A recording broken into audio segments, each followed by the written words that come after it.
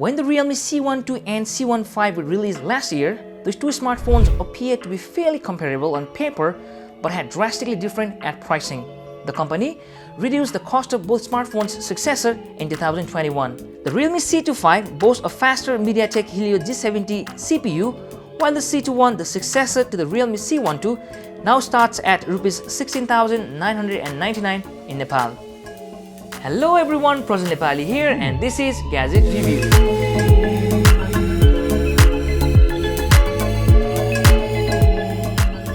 And in today's segment, I'm going to do the full review of Realme C21. And now let's talk about the design. In terms of overall appearance, the Realme C21 is quite similar to the Realme C12, with all the three cameras and the LED flash neatly arranged inside a square-shaped camera module.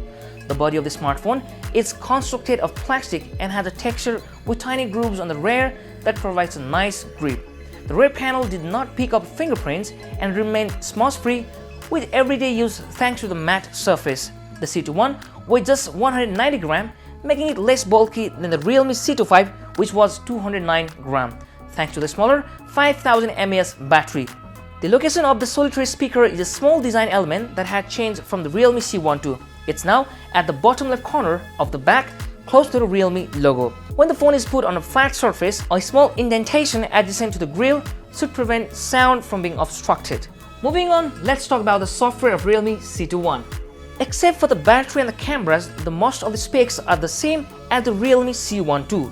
The Realme C21 is powered by a MediaTek Helio G35 CPU, which is utilized by a number of manufacturers in this price range.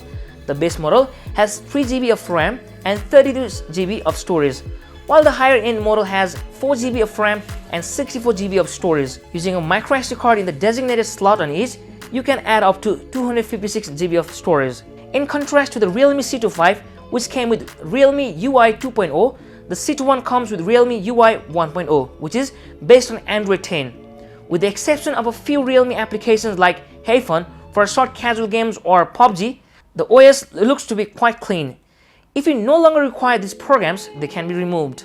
Basic customization features such as altering the system typeface, icon shapes, and more are still accessible despite the lack of Realme UI 2.0. There is a good range of static wallpapers to choose from, as well as the option to apply and download new themes.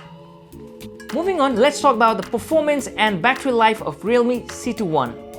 The Realme C12's software flaws have found their way to its replacement, which had the same CPU and RAM choices as the Realme C12. On the 4 GB RAM plus 64 GB version that I tested, there was some latency. The most of the time, switching between the programs was seamless. Although there were times when apps would resume after being launched from the recent page, the keyboard would sometimes take a few seconds longer to appear, and programs might take a fefew seconds longer to open. Despite the glitches, the experience isn't awful for a casual user who only wants to run a few basic apps. The 6.5-inch SD Plus LCD display appears sharp at first look, but a closer inspection reveals jagged edges in the text and surrounding icons. The colors are a little overly saturated, and the display has a colder tone than would be expected. The LCD screen is bright enough to see well in the direct sunlight, which is impressive for a smartphone in this price range. When viewing material off-center, though the brightness lowers significantly, fingerprints are very easily picked up on the display and they are tough to remove. The speaker should not be placed on the back, since it directs sound away from the user. When watching movies or Netflix or playing games like PUBG, my index finger would be frequently cover the speaker, resulting in muted sound and lower volume. Furthermore, the solitary speaker is tiny and causes sound to rip at high volumes. I ended up using the Realme C21 mostly for chatting, reading emails, streaming movies, and shooting photographs because it was not designed to run graphics-intensive 3D games. The phone's 5000 mAh battery lasted me for 2 days with my light usage. The Realme C21, unlike the Realme C25, does not come with an 18-watt charging adapter. Instead, you'll receive a 10-watt charger that can charge the 5000 mAh battery. It can charge battery to 22% in 30 minutes and 44% in 1 hour. After my experience, the phone reached 100% in 2 hours and 19 minutes. Due to the smaller battery capacity, this is still faster than the Realme C25, which took 3 hours and 7 minutes to reach 100%. And it's time now to talk about the camera. While the 30-megapixel primary camera with f2.2 aperture and 2-megapixel depth sensor remain unchanged from the Realme C12, the 2-megapixel monochrome camera on the C21 has been replaced with a 2-megapixel macro camera, which many users will find more useful. The 5-megapixel selfie camera is comparable to the previous generation, except it now sports an f2.2 aperture instead of the f2.0 aperture.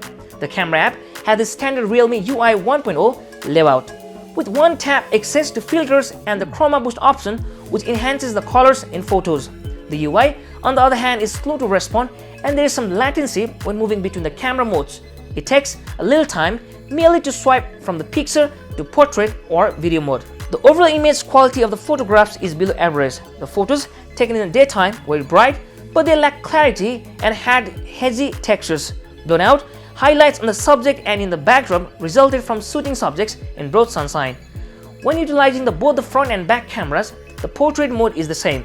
When photographing a human subject in auto mode, the back camera, like the Realme C25, increases color saturation.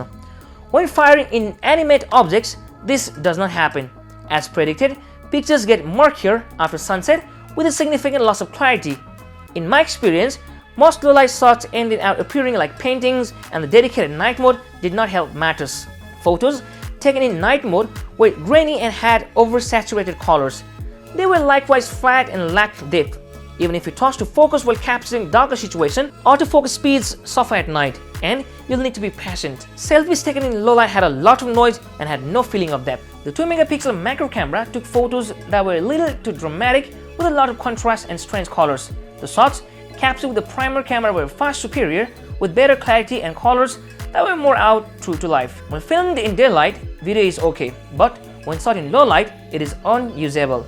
Blown out highlights in brighter regions for the screen were seen in videos taken at 1080 pixel and 30 fps. There is no stabilization, thus films taken while walking are quite unsteady. Finally, let's talk about the pricing of Realme C21 in Nepal. The Realme C21 is priced in Nepal at Rs 16,999 for the 4GB RAM plus 64GB storage variant. Only this variant is available in cross blue and cross black finishes in Nepal. That's all for today's segment. We'll see you soon. Till then, don't forget to like, comment and subscribe our YouTube channel. Take care. See you.